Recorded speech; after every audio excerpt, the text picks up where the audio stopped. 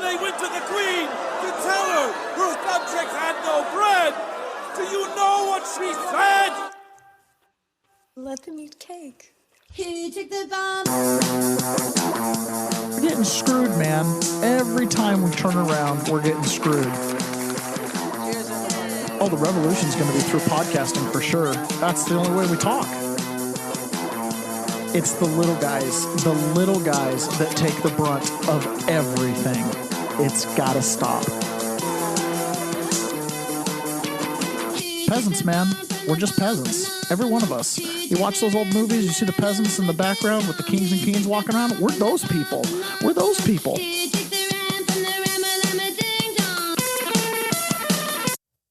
Good morning, peasants. Welcome to another episode of The Peasant's Perspective. So glad to have you here with me this morning. It is bright and early, and it is Friday. Can you believe it is Friday? I am so excited it's Friday. Looks like we've already got Shantini in the chats. Good morning, peasants, and Thundering Oak. Good morning, all the way from Michigan. So glad you guys have joined us. Oh, what a great morning it is. I looked outside this morning, and obviously with the daylight savings time being in the northern latitudes up in the Pacific Northwest, some sun, bright and early. It looks gorgeous outside. Looks like it's going to be another beautiful day. Pray the Rosary Daily. It's Friday. Yes, it is. Yes, it is. It is very exciting. Doug Wyatt, so glad to have you here. Good morning, peasants. Glad you made it. You guys are the greatest. Really are. You make it all worth doing. And guess what? I got probably bad news. I don't know. Good news. Today's probably the last day that I'm going to be in the Rumble Creator Program. What are you going to do? We didn't even come close to 75 chatters and or a couple of the other bumped up metrics. But, we had a good run at it. So, as of tomorrow, we're legit still doing this out of the goodness of our heart. So much fun. All right, I know why you guys pile in bright and early in the morning, 6:30 a.m., Monday through Friday, Pacific Standard Time. You join us for the simultaneous sip. And all you need for that is a cup or a mug or a glass, a tankard, a chalice, a stein, a canteen, a jug or flask, a vessel of any kind. And join me now, fill it with your favorite liquid, and join me now for the unparalleled pleasure of the dopamine hit of the day, the thing that makes everything better, the simultaneous sip, and it starts right now. Why are you gay? On the advice of counsel, I respectfully decline to answer based upon my rights under the Fifth Amendment to the Constitution. You are gay. Why are you gay? That's pretty funny. Why are you gay? On the advice of counsel, I respectfully disagree. That was a pretty funny meme going all over the place yesterday. I saw a bunch of stories where, the whole, I plead the fifth by Fifth Amendment. I saw a whole bunch of videos where that was going around and people were doing that as kind of a funny meme. Okay, I got one other thing here. I got a bunch of stuff going on. I organized the show in a certain way, and now, okay, there we go. Perfect. Okay, so we got some big things to talk about today. So let's get started with a couple good news items. So first and foremost is this. Let me get this added to stage. All right, there we go. All right, perfect. All right, so Kevin Hassett. Final domestic demand was really a healthy 3.9%. So let's take a listen to Kevin Hassett. We had some good economic numbers yesterday. We have initial claims for unemployment insurance. They're the lowest they've been since the 1960s. We have real income growth of about $3,000 per family since President Trump took office. And we've got this incredible investment boom because of artificial intelligence and other things. And so if you dig down deep into the numbers, one of the things you can see is that final domestic demand, which is sort of the amount of stuff that actually was purchased in the U.S., was up a really healthy 3.9% or about 4%. Mm-hmm. And the reason you got the 1.5 number is actually that we're importing so many machines right now to build new factories. The imports shot way up and took the growth rate down from you put the consumer data up. That plus strong investment usually gives you a 3 or 4% number. It was 1.5 because there were so many imports of capital goods. But imports of capital goods are a long run positive sign because those machines are going to get turned on. They're going to make more output and create more jobs. This guy right here is kind of a straight shooter. He's just going to kind of say what he's going to say. Tomaste, good morning. Welcome. He's going to say, I think what are the legitimate numbers. But the thing I think that comes up on this show over and over and over again, and in the Biden administration, this was just brought into highlight, was these guys fake the numbers all the time. So even though it's, hey, we got great numbers, part of me is like, Can we really trust that? Here's another one, right? This is coming out of CNBC. We got jobless claims last month. So here's the jobless claims out of CNBC. Also, good news on a normal day. Jobless claims, 197,000. That's once again under 200,000, which was expected. And last month's 187 becomes 188 as we continue to hover in numbers that really were the late 60s. 197, though, of course, does comp. We've had some numbers in that area. 197 would take us to the last week in April when it was 190. These are unbelievably contained numbers. And once again, I'm not sure how much info it gives us. Probably a lot of fraud taken out of these programs over the last year. Jobless claims. That's it right there. Okay, so jobless claims. What are jobless claims? Hey, I'm going to apply for unemployment benefits. Who applies for unemployment benefits? Well, someone who just got laid off. So, and then there's time limits to it. Like in most states, you can get unemployment for like 2 years and then you don't get it. And there's all these caveats, and every state manages a little bit differently. But obviously, if you're an illegal immigrant, one of the first things you're going to do is, if you can, you're going to take advantage of that program. So when he goes, I don't really know what to think about these numbers, there's probably a lot of fraud taken out of it. Have you ever considered the fact that if you took out fraud and illegal aliens, unemployment would be a negative number? Like there would be 100% employment plus people working if you actually got rid of all the illegal immigration. So as they are, slowly but surely breaking records every month on deportations, it's taking people out of the system. Or if they just cut people off from the system, right, because they're taking them out because they're committing fraud, that would make sense too. So that's really good. Here's another thing as well, and this isn't necessarily great news. It's just kind of some news. So the situation with Todd Blanche has become a real problem. So obviously in the Senate, he's supposed to advance his nomination out of I think it's the Judiciary Committee that that's where the committee is, where they vote on it to then go to the Senate floor. So it's supposed to go to the Senate floor. It's been postponed. Tom Tillis and John Cornyn, no surprise there, are both objecting to Todd Blanche being appointed as Attorney General. What's really interesting about this, specifically with John Cornyn, when Merrick Garland was being confirmed, he gave a speech saying that Merrick Garland, he was voting to confirm Merrick Garland, even though he was a Democrat, blah, blah, blah, because he was going to de-weaponize the Department of Justice. Merrick Garland did nothing but put his foot on the gas pedal, right? Now, Democrats who wanted him to weaponize government in the name of de-weaponization, right, felt like he didn't go hard enough on Donald Trump, that he postponed and delayed things. Obviously, Merrick Garland had his hand tied by things like, the Constitution and due process. But either way, right, he's kind of nobody's hero. But John Cornyn voted for him. Like, okay, well, you're your guy. Lindsey Graham used to talk about it, the gentleman's vote. I'm not going to stop you, so I'll vote for you that way, whatever. So the fact that Cornyn and Tillis all of a sudden are like, nope, we're not going to put one of Trump's people in. And not only that, someone who's been a deputy attorney general and someone who is the acting attorney general and has earned their stripes, it's kind of shocking that these guys are standing in the way of his nomination. So Trump posted a truth. Yes, I always want to say tweet. Trump posted a truth yesterday. John Cornyn never had a problem with the so-called funds. So that seems to be the sticking point. Oh, well, Todd Blanche was approving the fund, and that's why Trump fired him. Whatever. All right, so let's listen to Trump. I can say is Todd Blanche is outstanding, and I thought it was pretty routine because he's so good. He just wouldn't find a better person.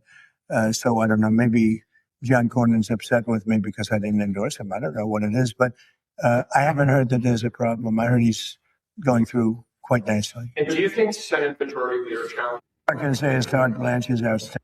So apparently yesterday they were supposed to meet. Who knows? They were supposed to meet. So who knows if he's going to get approved? Trump indicated yesterday as well on Truth Social that if Todd Blanche wasn't approved, he would simply sit on his nomination and wait until the new year. And hopefully we get a new Senate when Tillis and Cornyn are gone. So, I don't know. I just think that's one of those things where it's like, man, the Republicans that aren't getting on board with these nominations, they're just playing dirty. Dirty, dirty, dirty. Okay. On to a very, very serious topic. yesterday, something happened in the world that there's a lot of things that we have to be grateful for. One of the things we have to be grateful for is Elon Musk buying X and Elon Musk allowing videos to circulate freely. There's a price to be paid for that, right? Liberty is not cheap. Liberty requires a lot of personal responsibility. During the COVID era, any information that came out that was anti-narrative, right, anti-government sponsored and government approved narrative had a tendency to be censored. In fact, there's people listening right now that probably had their Facebook accounts suspended or got sent to Facebook prison or got their X accounts deleted, right? Lots of people did. I did. This entire podcast, the entire library got taken off of the Spotify platform. So absolutely, right? Absolutely, there's consequences to things you post when a regime that controls speech is in power. I'm sure some of the videos that came out yesterday in the coming weeks are going to be hard to find. I wouldn't be surprised if there is a psyop to try to cover it up. This is a tactic where you take the words that are in someone's post, you mirror the words, and you put some inert video or GIF or something dumb. And what that does is when someone goes to search, for example, Spanish border invasion, which is what we're going to be talking about, other stuff would come up and you wouldn't see these videos. There's a lot of different ways to kind of game the algorithm and game the system. So yesterday, while this was happening live, a lot of videos got out. And like I said, this is one of those things that if the governments, plural, whoever's kind of overseeing this and is responsible for this disaster that happened yesterday in Spain, if they had their whims, this would be censored. Okay. So this is a real look into something that was happening in the United States and has been happening. And it happened in a huge surge yesterday. So let me add this here. Let me figure out the best way to show this video. Is this the best way to do it? No, this is probably still the best way to do it. Okay, so we're going to play a couple of these here.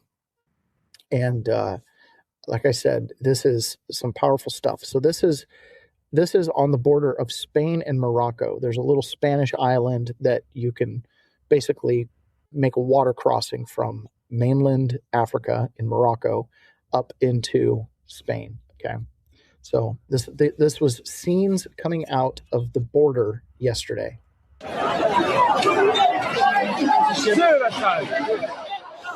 It's just as far as you can see. I mean, up and down the coast, almost exclusively male-aged, military-aged men are crossing this border. There's one. Here's another one. So this is a case of the American Tribune says, "Let this sequence be burned into your mind forever. This is what white liberal women will be doing in mass if the left ever wins power again in America in our lifetime. They will gleefully wave in the migrant swarm who will rape and behead them just to spite you." This is the term suicidal empathy doesn't sum this up. So this is the white liberal woman. And all day long yesterday, these migrants were streaming across this border into Spain. So here she is just waving them. Right, so this is suicidal empathy. She's just waving them in. So as the day goes on, this gets more and more dramatic. And I mean, this just continues. This is a minute solid of these migrants just crossing the border. So then it continues on. Here's another one here. So as the day goes on, these migrants come in. And early on in the day, the reporting was coming in that it was 1,500 people. Okay, now we're 5,000 people. As many as 10,000. Now this morning, as the numbers are more clear, we're seeing a pretty consistent number of 50,000 people crossed the border yesterday in a matter of hours. 50,000 people. Some experts say because of the way that they have to count, they're like, it could be as high as 100,000 people. So somewhere between 50 and 100,000 people. Here it's descended into this town in Spain, crossing this border. The town only has 83,000 people. Okay, so you've essentially outnumbered the people. So this was scenes from the street yesterday. Okay, these are the migrants on the street chasing Spaniards down the street. So this started to happen yesterday, and like I said, these are verified videos. Like this is what was going on. Here's another one. This one right here is very disturbing. So as the evening started to wear on, this invasion continued to keep coming across the border. And listen Listen to what these migrants are saying. All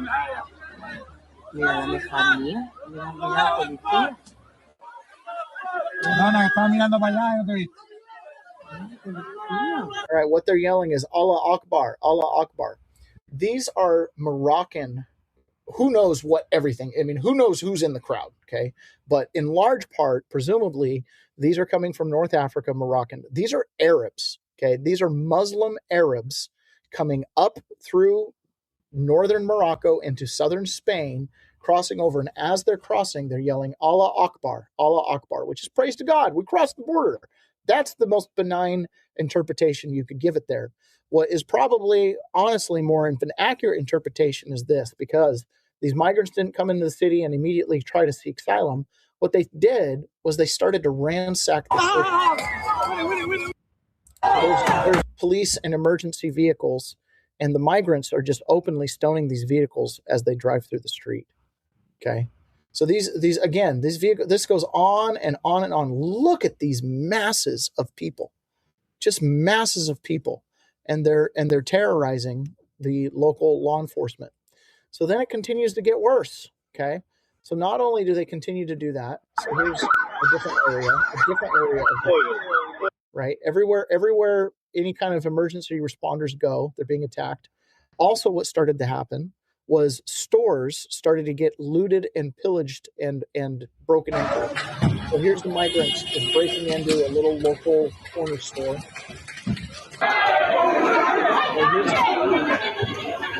Completely unable to restrain these people. They've broken into the store.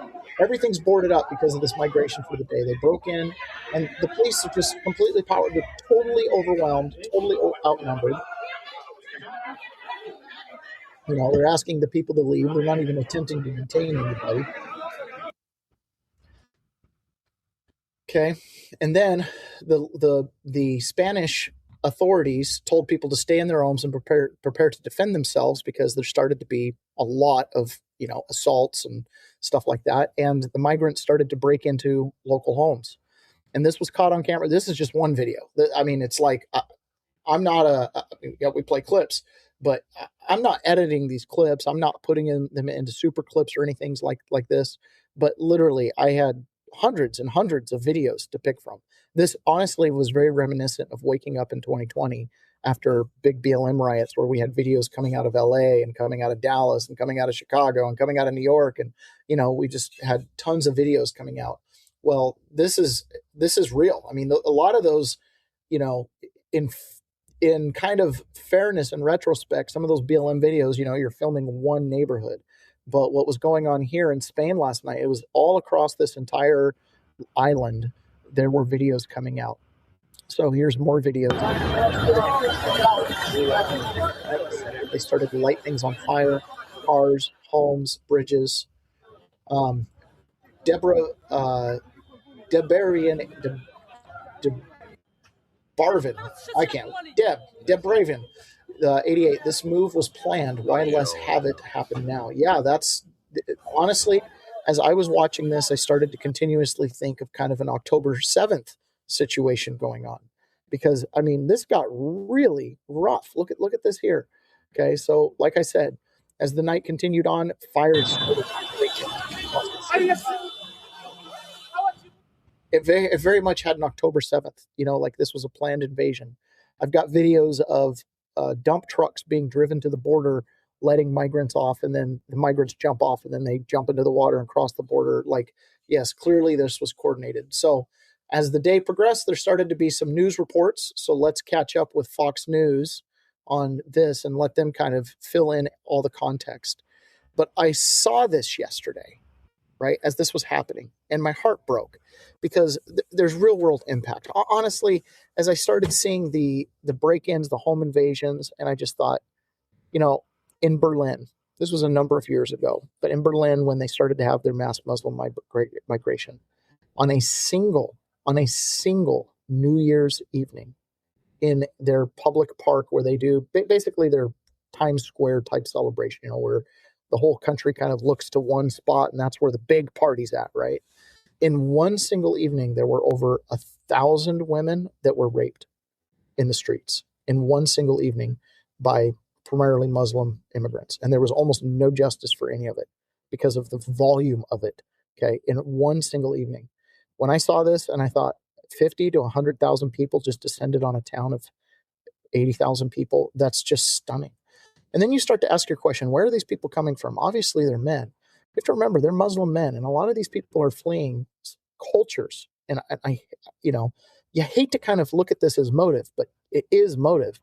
And this even happened in the United States in Utah when the Mormons were practicing polygamy. There's an excess number of males, and the males have to go somewhere. Right. In the Utah culture, they often made their way to California and kind of followed on with the gold rush to go seek bigger and better things because their marital prospects weren't very good in their hometown. Well, imagine being in a Muslim culture where polygamy is practiced in many of these cultures, and it's supported and they want to practice it. When I was in prison and I would talk to the Muslims, it was like they really were looking forward to when they could finally practice it openly, right, and completely. And so it's part of their doctrine. They were not ashamed of it. There's no guile in these people. This is what they believe. That's what the Quran says, right? So anyways, you think about all these men coming out of these societies where one man can have more than one wife. That disrupts the balance of civilization. And there you see it streaming across the border. These are people that don't have marital prospects, and then topple that with no economic prospects. They're out the door. And they're military-age men. And who's to say they're not organized, right? Deborah says, anytime a country can't play with the agenda, they get something special like this. Well, the problem is Spain was playing along with the agenda. That's the thing. I mean, part of why this happened is probably because, and this is what Fox News is going to talk about it, there was a Supreme Court decision that said they had to grant amnesty, and there's basically just, you can't stop the migrants. They got the policies and the laws to the point to where there was no authority to stop this invasion. So next thing you know, it's not migrants, it's now an invading force. And what you're going to hear in the next couple clips I play is that Spain could not declare an emergency based on this invasion because it had been labeled migration, and migration is forbidden to be the cause of an emergency order. Fascinating how our suicidal empathy comes back and bites us in the butt. Really wild video here. Chaos at the border of Spain's North African enclave in Morocco. This is a city called Ceuta. You're watching as thousands of migrants break through the fence and completely overwhelm the border police. Their video showing huge groups of people, mostly young military-age guys, cramming into inflatable tubes or arriving on shore another way, some of them wading in the water as they break through the gates to get to the other side. Sandra, this is reminiscent of kind of what we saw during the open border during the Biden administration through 2021, 2024, kind of similar to what we saw in Del Rio back in 2021. The socialist agenda, their platform literally says they want to abolish borders, abolish immigration enforcement, have complete freedom of movement. This is what it looks like in another country if they get what they want. Notice there is no resistance from the government whatsoever. These people are coming in without any obstruction. And if people don't know, Spain has a very left-wing government. Earlier this year, they did a big amnesty program for over 1 million illegal immigrants living in the country. They had 1.3 million illegal immigrants apply for that amnesty program between April and June. So that's what we call a pull factor, Sandra. They're looking for something like that. They know if they can just get their foot in the country, maybe someday that left-wing government will do another amnesty program. And you were just reading some of the wires. The locals want an emergency declaration. It sounds like the ministry is saying no, they will not deploy military to the border. Apparently, they don't think this is an emergency. I mean, look at this. This is a total free-for-all. It does feel like we are looking at a few years ago when you were reporting at the border here in the United States. This is happening right now. This story is breaking right now. And you're not just talking about hundreds, thousands of migrants are pouring over the borders as we speak. Yeah. And again, I mean, just look here. Do you see any women or children? I mean, most people would call these folks so-called asylum seekers. These are all young guys just flooding into the country and overwhelming what, if any, border there is. It looks like there's just kind of a small barbed wire fence or something like that. But you can see the Spanish government was caught completely off guard here. And you have thousands of these men. I mean, it literally looks like you often hear the word invasion, but it literally looks like one here. Look at that. I mean, you see the border fence there. They're all just going around it. And again, the head of Spain's civil guard is calling this absolute chaos. In a brand new interview, he said, quote, "It's not possible to give precise numbers, but there are thousands of migrants crossing right now." He added that the border has totally collapsed. quote unquote. Yeah, it certainly looks like it. And for folks who don't know where this is a small Spanish city, autonomous in North Africa. It's actually in Morocco, but it does have Spanish autonomy. It's called Ceuta. So this isn't on the mainland of Spain. But these images, we've been looking at them on social media all morning. It's just stark to see that there is no resistance whatsoever. I mean, at least in Del Rio back in 2021, when those 20,000 Haitians were crossing the river, similar images to this, you had some border patrol there. You had Texas DPS there trying to stop them. Here in Spain, there is absolutely nothing stopping these folks from wading ashore and climbing the fences. And Sandra, look at that in the background. I mean, there are thousands upon thousands of these men just flooding the country. It's amazing. It's absolutely stunning. I just can't even fathom it. So there was more continued reporting. Let's keep on with the story here. Finally reacting. In recent days, tens of thousands have streamed into the enclave of Ceuta, including women and children, overwhelming authorities. And yes, as many as 18 have been killed in the crush. Ceuta is one of 2 Spanish territories along the Moroccan coast in northern Africa, the closest to Europe, Spain, the only European country with this African link. It's not clear exactly what's caused the latest stampede. There was that recent Spanish court ruling saying immigrants arriving by sea should not be turned back, a new Spanish program granting legal status to illegal immigrants. Spain, arguably the most migrant open country in Europe. Madrid blames human traffickers for the hordes arriving, preying on people who say economic conditions in Morocco and Africa are driving the onslaught. Spain's neighbors aren't pleased. Italy's Prime Minister Meloni posting, quote, uncontrolled illegal immigration poses a threat to the security of Europe. One organization claiming a 60% increase in Europe's immigrant population in the last 15 years. The White House also weighing in, saying President Trump has long warned Europe what would happen if they continue to implement far-left globalist policies, including enabling mass migration. Spain and other countries who have adopted this destructive philosophy should immediately reverse course or face their own demise. Guys, Spanish Prime Minister Sanchez has just been speaking. He says the immigrants' arrival in Ceuta was a violation of Spanish territorial. So they're starting to kind of, I guess there were some declarations later in the day that they promised they were going to deport these migrants who showed up today. It's like, yeah, good luck. I noticed most of them aren't coming with a whole lot of stuff. Like they don't have ID cards. Like you're never going to be able to say you showed up today. They're just going to, I've been here or I came before. It's like this,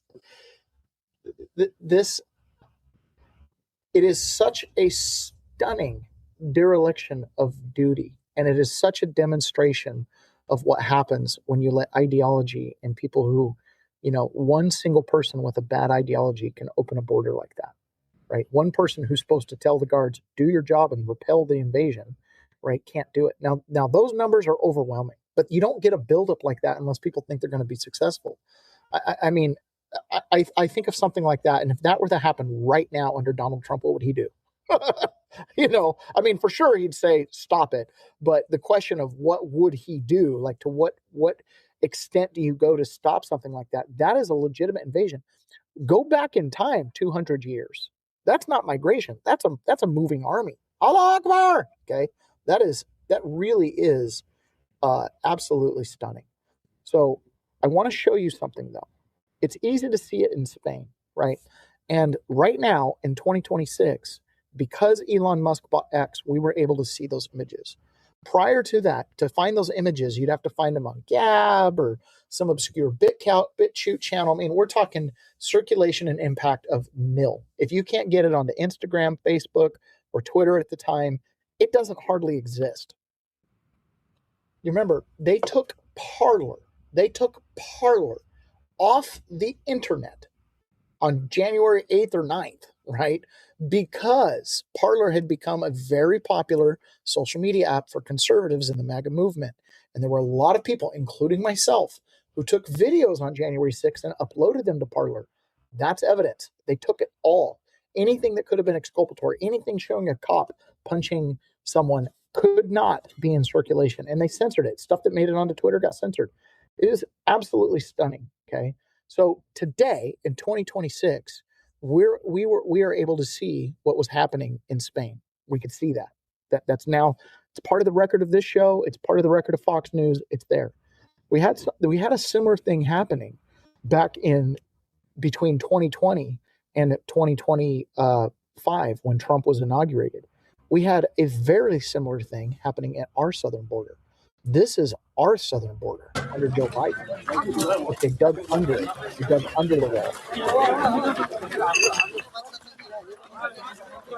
That's our border. That's not the Spanish border. That's the American border. Now, this video was not able to circulate when it happened. This video got this account banned, right? So we didn't get to see this. You didn't get to see this out on the news at night. This video just continues on, okay? You've got other videos like this. This is Alejandro Mayorkas while he's testifying to Congress saying the border's closed. That the challenges at the border are very complex and dynamic. All right, well, I'm going to take from that if you can't answer yes, then the answer is no. That is not true. All right, so then you're saying all nine are secure. It is my testimony that the border is secure, and we are working every day and night, to increase its security. That the challenges at the border. Yeah, the challenges at the border are a big deal. Guys, this was happening, right? This was happening. I don't know that there was a single day where 100,000 people crossed the border, right? But every day, thousands of people were crossing the borders in these long caravans like this every day. And every now and then one would make the news, and every now and then you'd see a clip of people riding on the top of trains or buses down in Mexico heading north, right? Anytime the news was, oh, there's a caravan coming, oh my gosh, but this was happening constantly. According to current reporting, there's over 1 million migrants that have settled just along the southern border that are simply waiting for 2028. They simply believe as soon as President Trump's gone, that border will open wide up, and 1 million people are going to flood across the border. A lot of people that have been deported have tried to make their way back up, hoping that Donald Trump leaves office in 2028 and the border opens back up, right? This is a very real problem, like very real problem. And what's going to happen in Spain over the next couple months, Italy has indicated they're going to try to close the border to Spain and basically not allow free travel from Spain. I think I saw that Norway or Finland, one of the Nordic countries, has joined in that. So there's a good chance that this leads to a real reassessment about migration. This is, when you think about migration in Britain, people are coming over on boats. They're coming over 20, 15 at a time. And it's every day, I remember like today, 60 migrants came. Today, 100 migrants came. And it stacks up over years. If you're letting in 100 a day over the course of a year, that's 36,000 people. Okay, that's a lot of people. If you and then you compound that by 10 years, and you've got millions of people that have come over, on a boat. But when it comes in hordes like that, you can't count it, right? We talk about the 20 million that came across the border under Joe Biden. That's kind of like, we know that like 15 or 17 million came across and presented themselves at the port of entry. And the numbers used to be, it was like 1 to 10. And they think after they granted asylum to people, the numbers might have gone down to like 1 to 5, 1 to 2, or like a lot of people say for every one that presents themselves at a port of entry to clear asylum, there's 2 that just get across the border and just get away. They just get into the interior of the country. So the ones that come to the border, they're the ones that want all the benefits, right? The ones that just get away, they're the ones that are here for nefarious purposes, shouting, Allah Akbar. It's very scary. The government doesn't know to track if you don't present yourself. So if you're up to no good, you don't present yourself. If you're, just want money, you take an Obama phone, you get tracked. And that's actually kind of what rounded up a lot of these people, right? They had their phones. So it's astonishing to me. I wonder if this will affect the conversation around the Save America Act. I wonder, if it'll affect the conversation around Trump getting his people in place. It's a real focal point moment, that chaos, that volume of people, that many people coming into a town, doubling the size of the town overnight, and then immediate chaos erupting. Immediate chaos. I mean, that is stunning. All along this journey for the last 5 years, since we started the podcast, 2020 happened, all along this journey, there have been people who've stood out front that have been truth tellers, right? And in the height of the storm, sometimes these people that are trying to tell the truth and they're trying to stand on that truth, There are these small little voices, and there's these little things that they have to do. And I remember Pete Hegseth called these people warriors of conscience. These are the people that were willing to stand firm on their principles, for example, not to get vaccinated, that got cycled out of the U.S. military, people who lost their jobs, people who had to give up things in order to avoid taking the vaccine and capitulating and complying. And there were some prominent examples. There was I think it was Henry Novak, tennis player, wouldn't get vaccinated, couldn't go to the Australian Open, and he's Australian, right? You had players like Kyrie Irving, for example, who set a huge example. Now, because of Anthony Fauci's dismal performance in Congress, pleading the fifth 100 and something times, his diary being made public, because of that information, you are starting to see people who were on the COVID train start to kind of turn it around. And Stephen A. Smith yesterday did something that I thought was really admirable. He gave credit where credit is due to a warrior of conscience in the basketball industry. This is Kyrie Irving. So for those of you who don't care, Kyrie Irving is extremely influential in the basketball, hip-hop kind of urban world. He's one of the best basketball players alive and very influential. So this is a big deal. Who had the courage to say, bump that. And one of those people at the forefront was Kyrie Irving. I bring his name up because I had my issues with him from a leadership standpoint, never as a player, because he's sensational, but with him in terms of leadership. And I didn't look at it as being courageous. So what Kyrie did was Kyrie refused to get the vaccine. And at the time, he played in New York and Brooklyn on the Brooklyn Nets. And so he did not play in all of their home games. Okay. So he sacrificed like $11 million in direct salary by not playing those home games. And then he sacrificed $100 million re-signing to not play in New York because he wouldn't get the vaccine. And because he wouldn't play at home, ticket sales were down, blah, blah, blah, blah, blah, blah, blah. On and on it goes, right? So Stephen A. Smith was like, you're not being a leader. You should lead your team. You should show by example. That was his perspective back then. I looked at it as being selfish. And I watched Dr. Fauci on Capitol Hill yesterday. And the person I thought about most was Kyrie Irving. Kyrie Irving stood out in my mind because of the heat that he was taking. And how folks were piling on because that was just the latest transgression in their eyes that he was committing and subjecting the public to. He refused the vaccine. New York City's mandate made him ineligible for home games.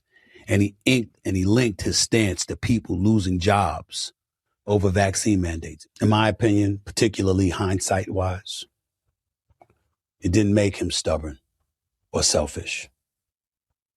It made him brave for his willingness to stand up and say, nah, I'm not doing that.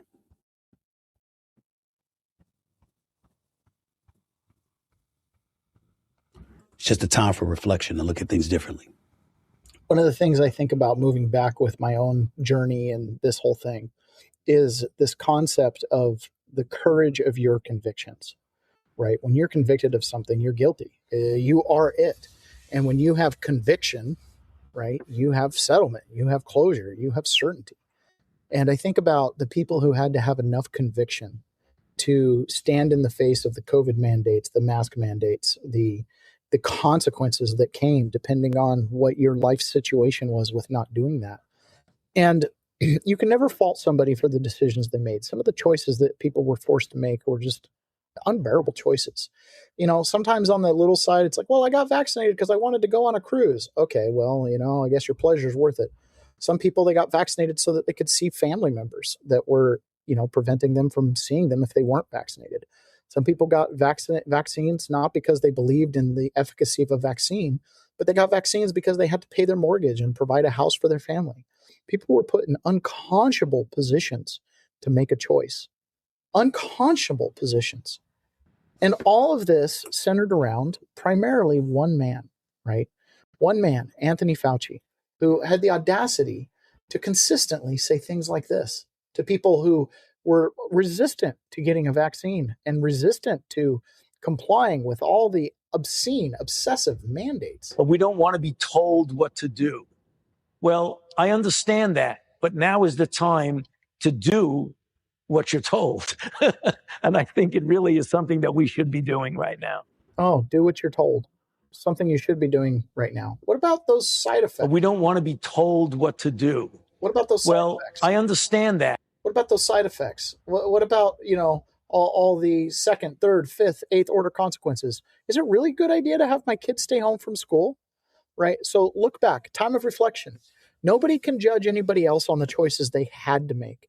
And I go through the same thing with January 6th. There's a lot of people who took plea deals. Listen, you did what you had to do. Like, everybody has to, be able to sleep at night and be comfortable with what they're doing. But look at what we were up against, right? Look at what we were up against. The people that were willing to say, something doesn't smell right, and I'm willing to have conviction. I'm willing to die on this hill. One of the other things I learned in my January 6th journey was this concept that the story's not over, right? The best revenge is a life well lived. If you don't become the thing you hate, you get to write the end of the story. You get to decide how the outcome is. And if you're rooted on truth and you stand on truth, and truth is spoken, because if it dies in darkness, it dies in darkness.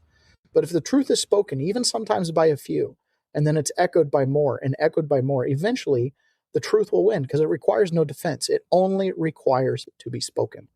And when you have conviction and you have that conscious, that feeling in your gut that you've got to stand firm on some principle, it might make all the difference, because the world is never going to make it easy. The world is never going to tell you the truth, because everybody has an agenda, especially when you start involving money. Listen to people who take money to tell you the news, the people who take money to try to be an authority figure and a certificate on the truth of any given narrative on any given day. You are the problem. It is the unvaccinated who are the problem. Truth. Maybe they should be shamed, but the unvaccinated. It's time to start blaming the unvaccinated folks, not the regular folks. We can't trust the unvaccinated. The unvaccinated, a group that includes children and people acting like children. When are we going to stop putting up with the idiots in this country and just say, it's mandatory to get vaccinated? Oh, you can't shame them. You can't call them stupid. You can't call them silly. Yes, they are. Those who are not vaccinated will end up paying the price. The unvaccinated should be taxed. They should pay more for health care. We need to start looking at the choice to remain unvaccinated the same as we look at driving while intoxicated. Really, the only people dying are the unvaccinated. And for those of you spreading misinformation, shame on you. We've got to shun folks. We've got to shun people into getting. To shun those that refuse to get vaccinated. The unvaccinated people have put us in the position that we're in now, and it is not a good place. You got to start telling people, if you don't get vaccinated, you can't come into this office or this place of business. If you don't get vaccinated, you can't come to work. No, screw your freedom. Freedom is a fragile thing, and it's never more than one generation away from extinction. The man come not from the generosity of the state, but from the hand of the Almighty Creator. That is what having conviction means, right? Standing through that kind of nonsense, standing through the kind of stuff like that, to where the whole world is telling you you're crazy and you're causing me harm. And the reality was the exact opposite. It was the exact opposite. And Dr. Fauci and the sycophants that surrounded him made it personal. Yesterday, I played a clip where Dr. Fauci and Muriel Bowser and whatever public health person from DC literally went door to door in DC to try to get people to get vaccinated. Okay. And in that clip yesterday that I played, he said, the Republican states, we got to break those Republican governors. They don't like to do what they're told. Now's the time to do what you're told, right? Because I am the science. So here's another part of that PBS documentary where they followed these guys around, where they're talking to a black man who knows what time it is, okay? If you're in the black community and you study a little bit about American black history, you may or may not come across something called the Tuskegee experiments, okay? So this guy's a little suspicious. People in America are not settled with the information that's been given to us right now. So I'm not going to be lining up taking a shot or a vaccination for something that wasn't clear in the first place. And then you all create a shot in miraculous time. It takes years to create vaccination. Well, it used to take years. Okay, it used to. You know how many years were invested in this approach? About 20 years of science to get us to be able to do it. 20 years is not enough. And 9 months is definitely not enough for nobody to be taking no vaccination that you all came up with. The only reason I'm talking to you right now, as close as we are, is that I've been vaccinated. Right. But if it allows thousands of people like you don't get vaccinated, you're going to let this virus continue to percolate in this country and in this world. Something like the common flu then, right? And not it's like much more serious than the flu. Well, the flu kills a lot of people annually, too. You know how many people died of the flu the last year? I mean, not this year, virtually none, but the previous year, about 20 to 30,000. You know how many? So 20 to 30,000 people died the year prior to this of the flu, but this year, virtually none. Where did the flu deaths go?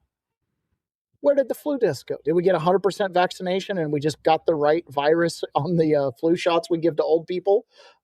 Where did the flu deaths go?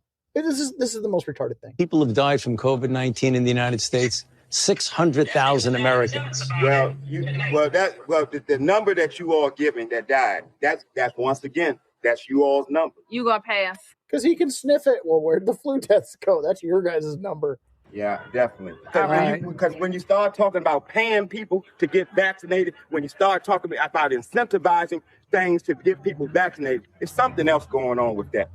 Something else going on. It is something going on. With something else. You're right. But I'm glad millions of people like me and most everybody here didn't get an. You know what their incentive was? Protecting their health and protecting the city. But I won't keep you anymore. It's okay, because my incentive, y'all campaign is about fear. It's about inciting fear in people. You all attack people with fear. That's what this pandemic is. It's a fear. It's fear, this pandemic. That's all it is. That guy was super wise. I think Jesus once says, like wiser man, no man has seen, or something like that. That's a wise man right there. He gets it. Right? The news media was obsessed with this. This is Chuck Todd, right? This guy's still on TV today. Chuck Todd, right? Still on TV today. People think he's really credible. He's over at MS now, okay? So this is back when they were MSNBC. And this is him talking to Americans at large, but also other broadcasters, other people who get on TV to speak authoritatively. Please get vaccinated. If you know someone who's not vaccinated, find a way to convince them to get vaccinated. Literally, the only people dying are the unvaccinated. And for those of you spreading misinformation, shame on you. Shame on you. People are needlessly dying because of your misinformation. Think about it. I don't know how some of you sleep at night who are doing this for a living on television. So even to other news anchors doing this on television. Well, who was one of these people he was referring to? One of the people he was referring to that was spreading misinformation is someone who, largely on the topic of COVID, was totally vindicated. Who is that? Tucker Carlson. So Tucker Carlson, after this whole episode, recounts his experience with Fox News. I want to point this out, okay? Now, for me personally, since the election of 2020, when Fox News called it for Arizona, in this household, Fox News turned off, and it has never turned back on, okay? I have never turned back on Fox News. Do I play their clips? Sure. Did I watch it in prison? Yeah, had to, okay? But I do not watch Fox News, right? Even though, sure, 90% of the time they're on my ideological side of the aisle. It's because when it comes down to principle, they'll go along to get along. You know what? I don't want to deal with those assholes on Fox News. There was really only one asshole on Fox News. In fact, Fox News, by the way, was totally pro-Fauci, as you may or may not recall. But those of us who worked there at the time remember very well the vax mandate at Fox News. Yep. And some of us lived far enough away. It was just like, I'm not dealing with that. I'm not going to your sexual harassment seminars, or your I'm racist because I'm white seminars, or your trans pronoun seminars. You know, it's like, it's not optional, but some of us just ignored it. Like, how about make me? And they didn't. But if you're a producer at Fox, especially if you were a young woman at Fox and you like wanted to maybe have children in the future, and so you didn't want to take an experimental gene therapy, you had no choice. And some of us said, well, wait a second. You can't make my staff, especially young women. I thought we were for women. Aren't we for women? but not actual women, just women in theory, meaning abortion, but actual women who might want to have babies and don't want to be gene therapied into infertility, those women, no, shut up and take it. Or you can't come in the building or whatever, fire you. And so my show said no. I said, no, I'll resign if you do that. And they just ultimately backed off. But Fox was not the worst offender, by the way. There are many worse. The U.S. military behaved shamefully, worse than any defeat in any battle, the way that they treated their own men. And Fox wasn't as bad as that, but they're pretty bad because they believe the science. Because here you had this Ivy League educated scientist who never actually did any science, and they just kind of went with it. Because by that point, the whole society had been so feminized that every institution had exactly the same attitude, which is, well, the authorities say so. It's for your safety. The authorities say so. There's like no men left by that point. And the few men left are the ones who didn't want the facts. And this was a perfect opportunity to just cast them out, to destroy them. And that's exactly what they did. That's exactly what they did. Ron Cleaver says, professional gaslighting. Yes, it was. Colonel Impaw, Karen, says, thank you for covering the vaccination topic. People need to remember the insanity during that time. On Vashon, Washington, they were moving towards quarantining the unvaccinated. Crazy. I moved to Florida. Yeah, I know. Vashon's real close to here. It was nuts, right? But Fox News, absolutely on board with the trust the science. Dr. Fauci knows the truth. 100%. 100% they were on board with that, right?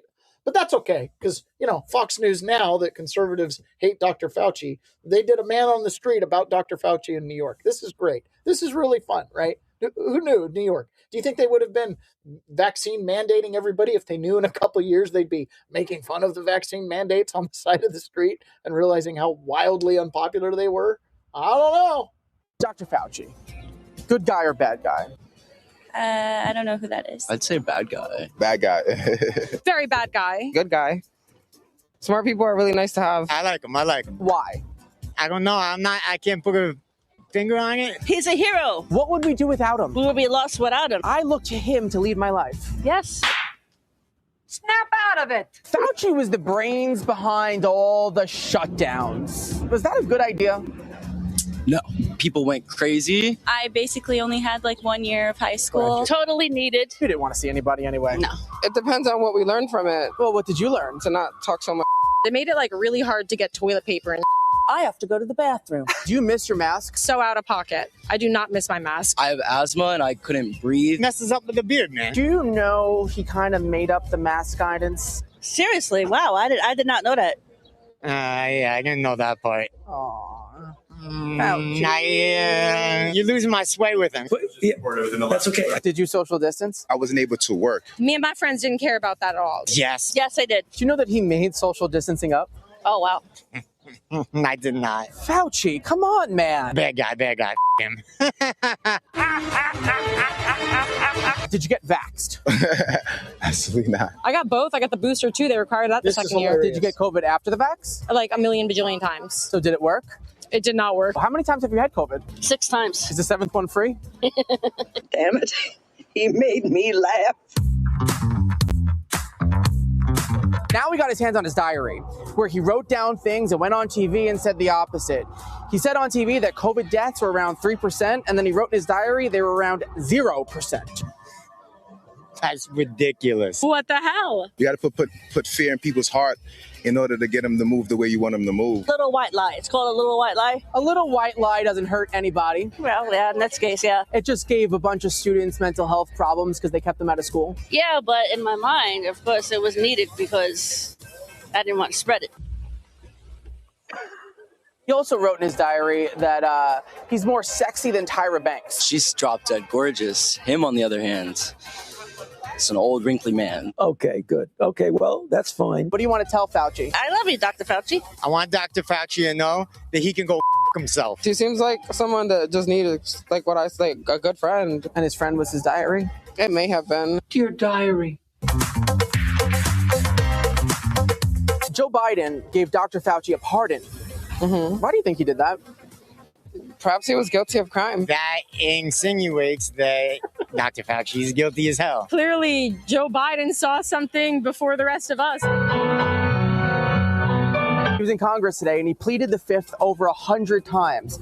Does an innocent person plead the fifth? Probably not. Of course he did. What else is he going to say? I lied? Not over 100 times. Statistically, no. They asked him what color was his tie. He pleaded the fifth to what color was his tie? 1, 2, 3, 4, 5. Anything you say, 5. Where did the coronavirus even come from? Something like Wanghu, I think. Wuhan. Wuhan. Yeah, see, I was close. Created in a lab from a monkey. It was a bat. Oh, is it the monkey and the bat that a boom chicka wow wow? Okay, that wasn't public, but yeah, okay. Do you know who I am? I do not. Here's Johnny.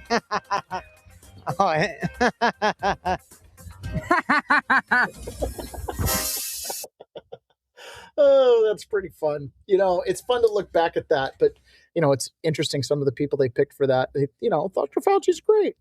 Nobody, listen, if you see the evidence, once you see it, you cannot unsee it.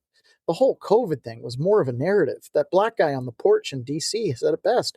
You guys are using fear to control the people. And notice how the black guy here said the same thing. You got to put fear in people's heart to get them to move. Yes, that's human nature. Be resistant to it. When someone's trying to motivate you with emotion and not with logic and reason, and clearly demonstrated, if you push this domino over, here's what will happen. You should be very cautious. You should be very cautious of people who, lead with emotion and lead with fear or as a motivator, or even who lead with things like free stuff as a motivator. Stephen A. Smith continued on talking about Fauci.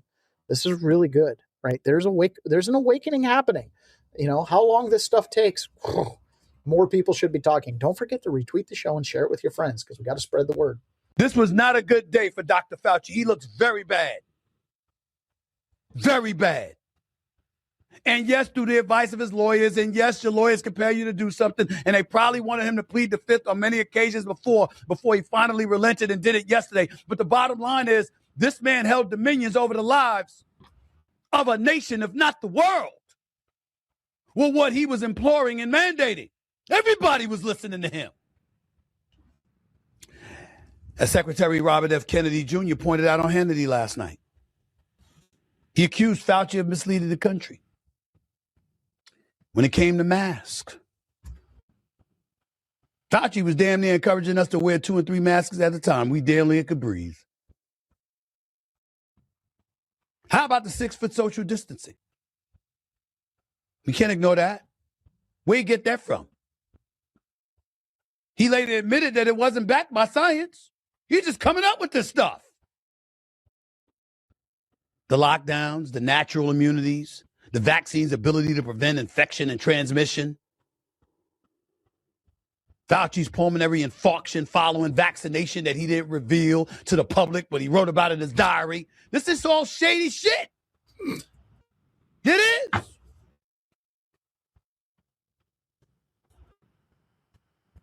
And the Democrats have nothing to say. Wasn't it the Democrats that was enforcing stuff? People lost their jobs. Businesses went out of business. Folks' quality of life was severely compromised. And we had reached a point in our society where if you even questioned Fauci, as opposed to celebrate him,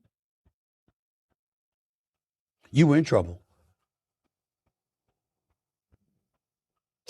Yeah, you were in trouble. If you even question him as opposed to celebrate him, you were in trouble. That's it, man. I mean, the censorship was bad. Censorship was bad. It's hard to remember unless you yourself were censored. And it's easy now to forget. It's easy now to forget how bad it was. Remember, Parler, millions of people had their entire social media accounts just evaporated overnight. Okay? Evaporated overnight. Donald Trump was removed from Twitter. Why? We don't like his mean tweets. Unbelievable. If it were not for Elon Musk buying X, we would not have available a lot of the information we have now. and the truth wouldn't be roaring back like a lion, right? We're finding out things that just would have been unheard of. Government admitting guilt on things, unheard of.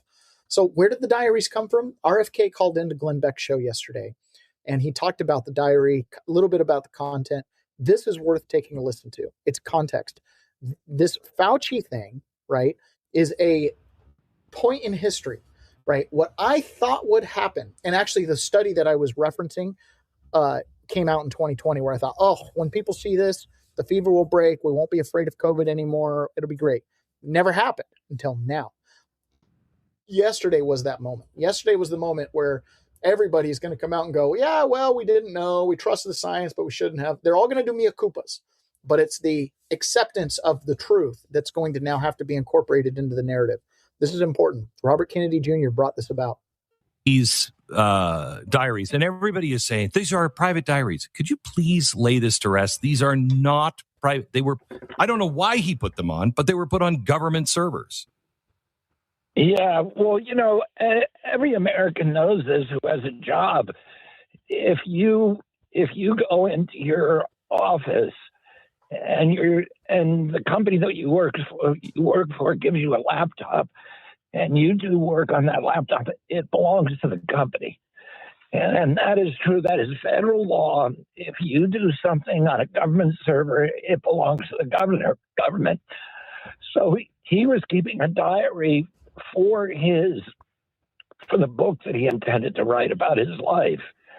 And at the end of his term, just before he was leaving, he emailed the entire diary to himself.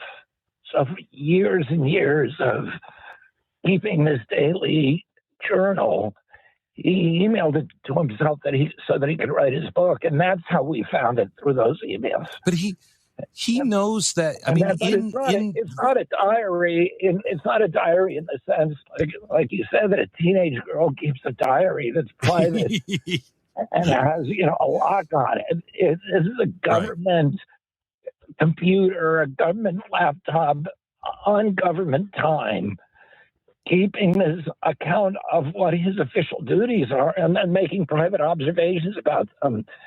The liberal media is now feigning an indignation that we released private diaries and violated his privacy, but it's a crazy assertion. And, what they're really doing is covering up this, like you pointed out, this vast media malpractice that took place during COVID when they elevated this guy to a deified status who had funded the weaponization of coronavirus, who then had given it to a Chinese military-run lab, to two scientists there, Xi Jinping and Ben Hu, who further weaponized it using NIH technology that they got from another NIH grantee, Ralph Barrick at the University of North Carolina.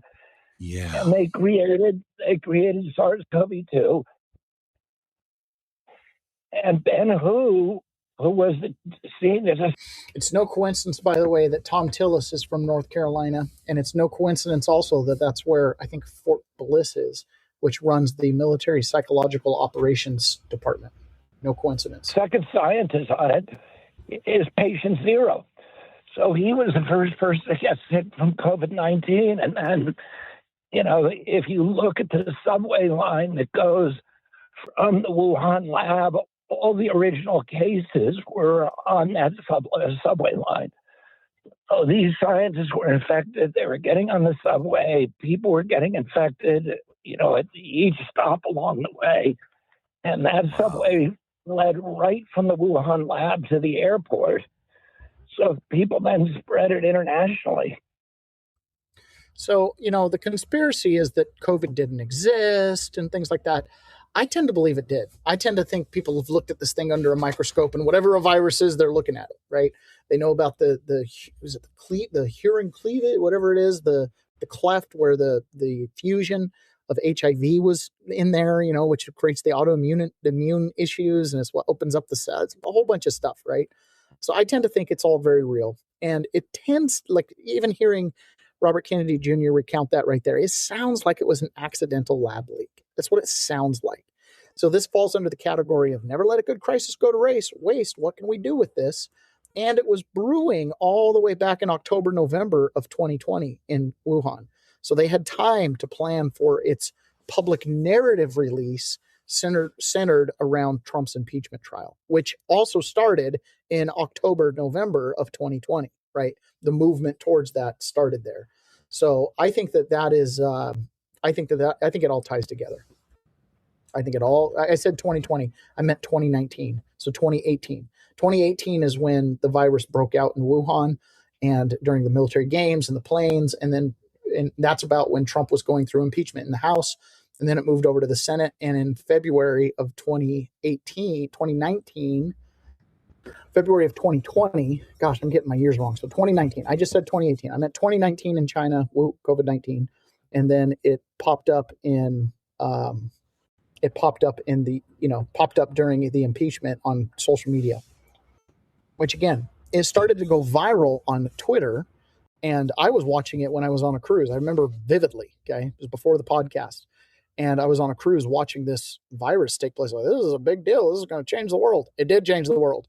But what was fascinating about that was that we had videos coming out of China. We never have videos coming out of China. We had a ton of them. That means China let them out. So again, it was definitely an operation, but it probably, in my opinion, at this moment, falls under the category of never let a good crisis go to waste. They took advantage of what they could do with COVID and ran with it, and they got a lot of mileage out of that sucker. Another big piece of news yesterday, the Board of Peace, which is dealing with Gaza, came to a huge announcement. Today, the Board of Peace reached a historic agreement for a complete disarmament of Hamas and all other armed groups in Gaza. This is a monumental step towards lasting peace and security. This agreement is a critical step towards Gaza finally being governed by a new Palestinian government that will work closely with the Board of Peace to help the Palestinian people. At the same time, Israel will have the security it deserves, with Gaza no longer used as a base for terror attacks. This is a major milestone in the implementation of the Trump 20-point plan. The agreement will be carried out in carefully structured phases. As disarmament is completed, Israeli forces will withdraw, and the International Stabilization Force will work with the new Palestinian police force to take responsibility for Gaza being safe for its residents and its neighbors. Over 1 year ago, there was a violent, raging war, humanitarian crisis, and hostages kept in brutal captivity. We have made historic progress. There's still much work to do. We want to thank the mediators, Egypt, Qatar, and Turkey, for their important efforts, and especially my outstanding team, whose tireless work has made historic breakthroughs possible.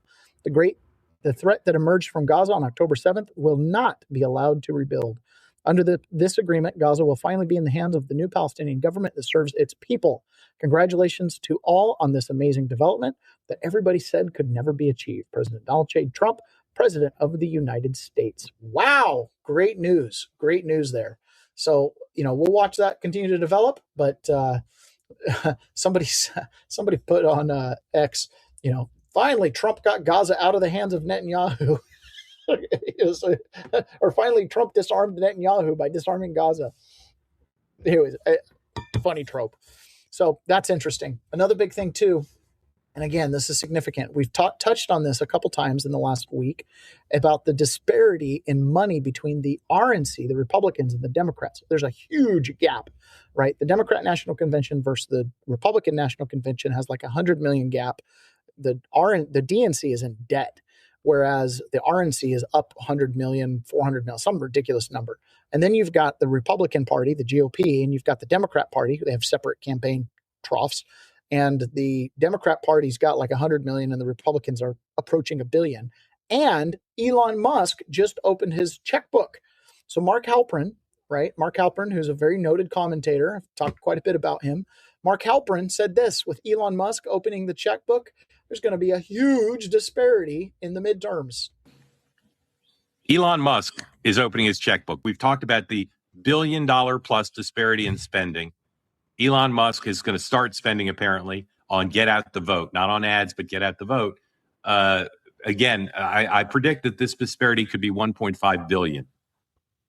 $1.5 billion could be the disparity between the Democrats at large and the Republicans at large in money for this midterm campaign. That is a huge number. We've never seen that. We've almost always, in my lifetime, seen Republicans out fundraised, right? They don't have as much money as the Democrats. And that's been the accusations. The Democrats can run an air campaign. They can drop ads on your head. They get all this free media. With the Democrats having no money, the only thing they're going to have is free media. They're going to have no answer to a lot of the shock ads that the Republicans can produce. No answer to it. So that's going to be really interesting. The other big news is the Clarity Act, right? Clarity Act, is it on the table, off the table, on the table, off the table? Is it a surveillance bill? Is it good? Is it bad? Who the freak knows? It's really good for number go up. It's really good for instituting American values into the future economic system, because really, we don't have like a go back to the gold standard option here. We either adopt a Chinese model of surveillance or we adopt an American model of surveillance. Given the choices, I'd still pick the American model. So the Clarity Act is still on the table, and John Thune has promised Cynthia Lummis it'll get a vote. Are you still on track for a Senate vote before the August recess? Yes, I am. We have one more week here in Washington, at least. Yes, there's a lot to do. We have multiple nominations we want to get through.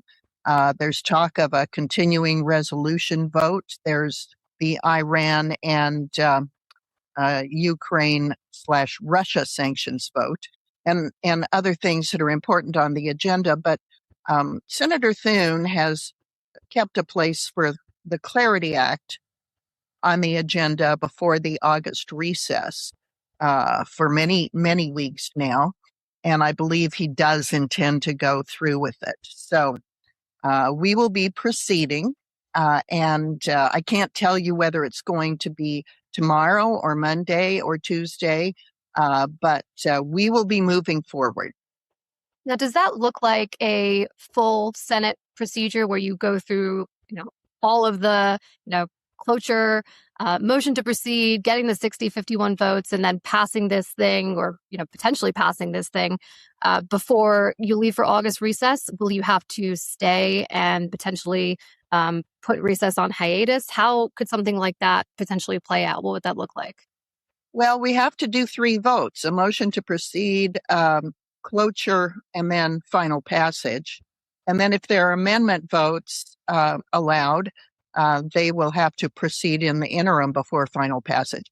It would be hard to squeeze all that into 1 week that starts on a Monday, but not impossible. Senator Lummis, would you say at this point the biggest obstacle is getting the Clarity Act to the floor on the Senate calendar, or is it still the fact that the bill doesn't yet have 60 votes? The biggest obstacle is that the Democrats, in spite of having 11 months to work on this bill intensely, which we have done, still won't commit to voting for it.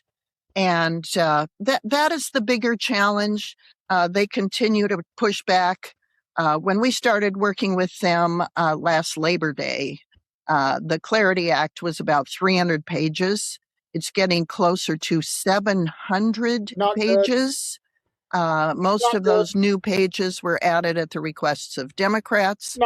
We've added so much to address DeFi, or illicit finance, that this is now a very pro-law enforcement bill. We added matters involving ethics that the president agreed to, that no president has ever agreed to. The manner in which President Trump is willing to place limits based on ethics on what the president can do, it is unprecedented. It is, my goodness, if the Democrats had done this for Nancy Pelosi when she was making tens of millions of dollars on stock over the years, it would have curtailed those kinds of aggressive stock trading based on insider information. They never did that. Yeah, they never did that. Of course they didn't. So the Clarity Act has a chance. I'm 50-50 on it. To be completely honest with you, I'm 50-50 on it. I'm 50-50 on it. I don't have nefarious purpose for money. I don't plan on doing anything that's, should be a problem. So it's like, oh, okay, whatever, I don't use my bank account illegally. But I have seen the power of regulation and control over industry like banking. I was debanked, right? And I don't know, maybe today I can bank. Maybe it's been removed. But I had years that I had to deal with that. So to me, it's like, well, maybe I don't want the government involved in this. Maybe we should leave it the Wild West and, the strong will survive. So I don't know. I'm 50-50. There is one other thing I want to show you before we wrap up for today. Now, this is a little bit of a close to home piece for me because, as you guys know, I spent a little bit over a decade in the septic industry, owning an excavation business. And I'll never forget one thing my father-in-law said to me one time. He said, well, one of the great things about what you do is it'll be a long time before they ever replace a heavy equipment operator. And I used to think, yeah, that's great. It's recession. It's AI. At the time, we weren't really talking about AI, but it's tech proof. It's intelligent. It's going to survive that. We'll be one of the last jobs to go. I might have been wrong. About that. This right here is let's see, what's the best way to share? This is probably fine. So this right here is a guy. He's sitting at a mobile command center here. He's got screens in front of him. And what he's doing is he's operating an excavator remotely. This excavator is 1,000 miles away, being operated through satellite control, and it utilizes all kinds of AI and stuff like that. And then he's got his video monitors. So this is really cool. It's got the same controls that you would have in a cab. Nice, clean, sterile environment. You can see everything he's doing. You've got AI assisting on depth grade and stuff like that.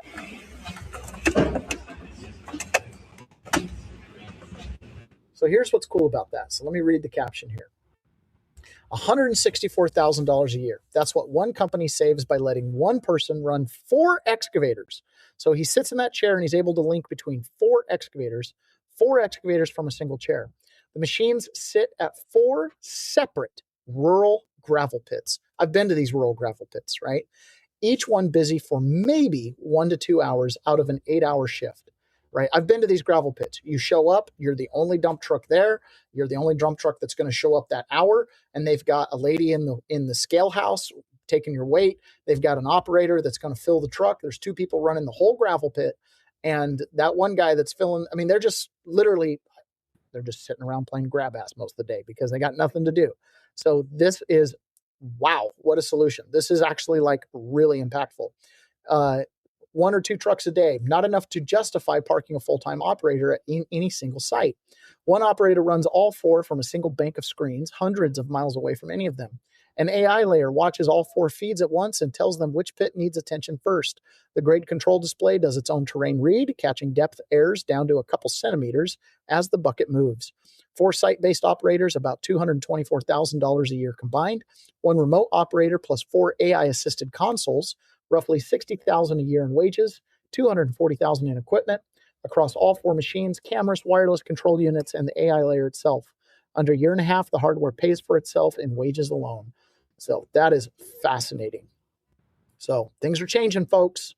Things are changing. So I'm glad I do this. I'm glad I get to talk to you guys and entertain you guys every morning and make some news commentary, the peasant's perspective, news commentary for the common man. Thanks for joining us again today, and thanks for joining me this week as I ran solo without Ron. We're still trying to get him on here every day. We're still trying. We'll get him at one point. So anyways, thanks for joining us. Glad you made it. Don't forget to visit 1776live.us, leftbehinditwithout.org, and as always, politicalremodel.com and takebackyourcounty.com. And if you live in Washington, don't forget, big election next week. It's the primaries. Talk to you guys again